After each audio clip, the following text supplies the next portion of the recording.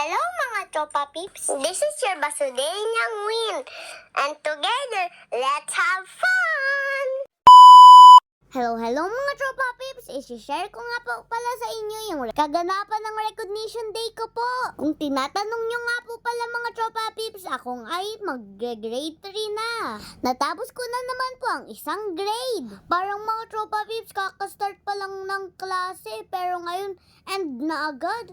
Bago nga po pala kami magsimula ay nag-entry muna po kami dyan ng aming mga kaklase at parents. Sobrang happy ko nga po pala dyan kasi po kasama ko sila mami at daddy. Iniwan na nga po pala namin si Cloud kasi po mabigat si Cloud. Kawawa naman si mami. Bago nga po pala kami mag-start ng program ay nag-recite muna po kami ng awit 23. Itinawag na nga po pala kaming magka-classmates para i-lead ang program. Ako nga po pala ang naka-assign sa Pledge to the Bible. At syempre, kumanta at nagsayaw din kami. Lahat nga po kami magkaklase ay kailangan po mag-talk sa unahan. Nag-recite din po kami dyan ng different me. Ang meaning doon, lahat tayo ay unique. Different skin color, different talents, everything about you is special and different and unique in every way. At mga tropa peeps, may kanya-kanya tayong talent. Huwag tayong magko-compare. Maaaring magaling ako sa ibang bagay, pero hindi lahat ng skills ay kaya kong gawin.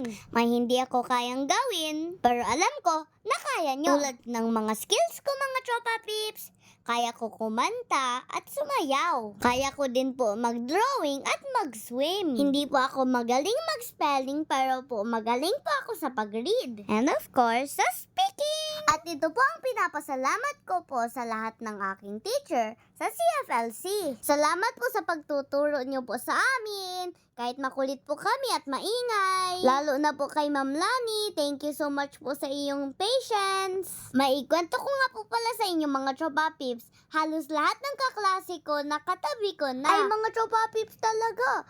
Ang Basudenyang Win ninyo, sobrang daldal. Kung nakita nyo nga pala dun sa isang clip kanina, ay kausap ko nga pala si Amara. Shoutout nga sa iyo Amara.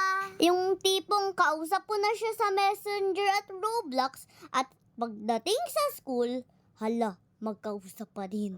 Magiging magkamukha na nga kami ni Amara kasi lagi kaming magkasama. Sure! Bago ko nga po pala makalimutan, magte-thank you nga po ako sa lahat ng aking classmates. Thank you talaga mga classmates kasi naging masaya at happy ako dun sa aking grade 2 journey. Kaya hanggang dito na lang po muna. Abangan nyo pa pang more fun and more adventure videos ko.